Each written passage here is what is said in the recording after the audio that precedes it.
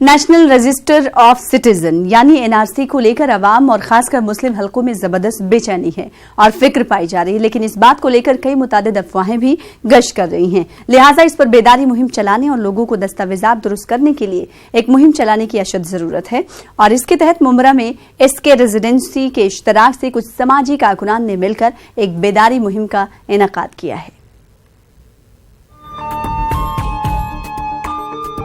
आसाम में हाल ही में एनसीपीआर यानी नेशनल रजिस्टर ऑफ सिटीजन शुरू करने के बाद से अवाम में फैली बेचैनी और घबराहट को लेकर अब नेशनल पॉपुलेशन रजिस्टर यानी एनपीआर के मुतालिक भी तरह तरह की बातें पाई जा रही हैं।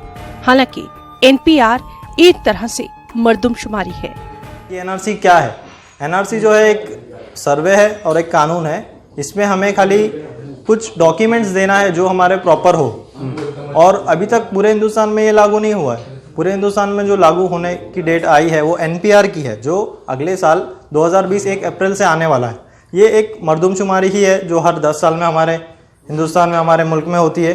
तो इसमें घबराने की ज़रूरत नहीं है, बस आपको डॉक्यूमेंट्स देना है जो आपके लगने वाले है, एक रिहाइश का और एक एज का। मुसलमानों में खासकर नाम के आगे सरनेम और उर्फ़ो अलकाब का मसला उनके दस्तावेजात में भी पाया जाता है। किसी दस्तावेज पर नाम के आगे मोहम्मद है तो किसी में नाम के बाद अहमद लिखा हुआ है या फिर किसी में कुछ भी नहीं है। इस प्रोग्राम में माहिरीन ने बताया कि सारी जगहों पर एक जैसा ही नाम लिखवाया जाए। आप जहाँ पर रह रहे हो, 6 महीना हो गया आपको रहते हुए, तो आप जहाँ पर रह रहे हो वहाँ के डॉक्यूमेंट्स आपके होना जरूरी है। और उसके बाद में आपके नाम में जो मिस्टेक्स है, आपके अब्बा का जो आपके अब्बा के नाम पे जो डॉक्यूमेंट्स है वो आपके नाम पे भी सेम नाम होना चाहिए, मतलब नाम में अलग और मिस्टेक नहीं होना चाहिए। इससे भी क्या होगा कि आसाम में तकरीबन 5,70,000 लोगों का नाम रजिस्टर लिस्ट में इसलिए नहीं आया क्योंकि उनके नाम में और स्पेलिंग में मिस्टेक।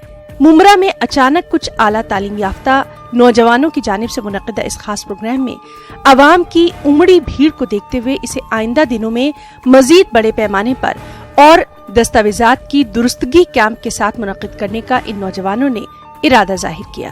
2 अक्टूबर बुध के दिन दोपहर में 2 बजे एक और कैंप लगाया जाएगा जिसमें हम आवाम के डॉक्यूमेंट्स, उनके कागजात देखेंगे और अगर वो कागजात में कुछ चेंजेस लाने हैं, रद्दोबदल करने, तो वो हम आवाम को बताएंगे।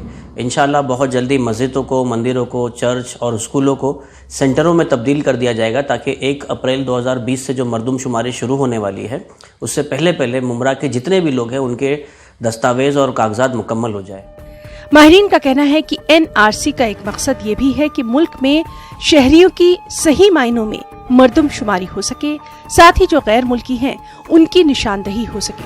लेकिन इससे मुताल्लिक लोगों में अदम जानकारी और अफवाहों के सबब एक तरह के खौफ का माहौल देखा जा रहा है, जिसे दूर करना मुआशरे के तालीम याफ्ता समाजी और मिली तंजीमों और शख्सियात का अहम समाजी फरीजा है।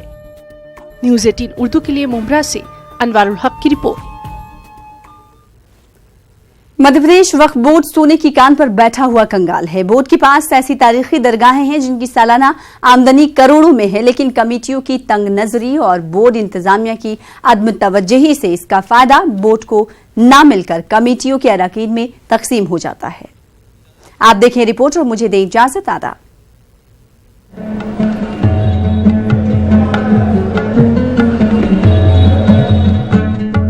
मध्य प्रदेश वक्फ बोर्ड के तहत जो दरगाहें दर्ज हैं, उनकी तादाद 517 बताई जाती है। इनमें कुछ दरगाहें तो ऐसी भी हैं जिनकी सालाना आमदनी करोड़ों में होती है। लेकिन इसका दूसरा पहलू ये है कि बोर्ड जिन लोगों को इन कमेटियों का निगरान बनाता है वो कभी बोर्ड को इसका अशरे अशीर भी अदा नहीं करते। ये बोर्ड के कंगाल होने की बड़ी वजह यह है कि जो आमदनियाँ होती है उससे बोर्ड के मुलाजिम करोड़पति हो जाते हैं, बोर्ड के जो चेयरमैन बनता है वो अरबपति होकर चला जाता है, बोर्ड में जो सीईओ या एडमिनिस्ट्रेटर आते हैं वो करोड़पति हो जाते हैं, मगर बोर्ड कंगाल रहता है। उसकी सबसे बड़ी वजह भ्रष्टाचार है। ग्वालियर की एक अकेली कपूर दरगाह जो है वहाँ से करोड़ों रुपए की इनकम हो रही है। भोपाल में भी से भी अच्छी खासी दरगाहें, भोपाल के आसपास बाग मुगालिया 1-2 जगह जहाँ पे, मगर कमेटी उसकी बनाई जाती है कि आप माल ले आइए कमेटी बन जाएगी, माल नहीं है आपके पास तो आपकी कमेटी नहीं बनाई जाएगी। दरगाह से होने वाली आमदनी पे उनकी निगरानी है, दरगाह की जो प्रॉपर्टी है उस पर दुकानें बना के या प्लाट काट के अपनी जेबें भर रहे हैं। इससे ज़्यादा उन वक्फ जायदाद से कुछ भी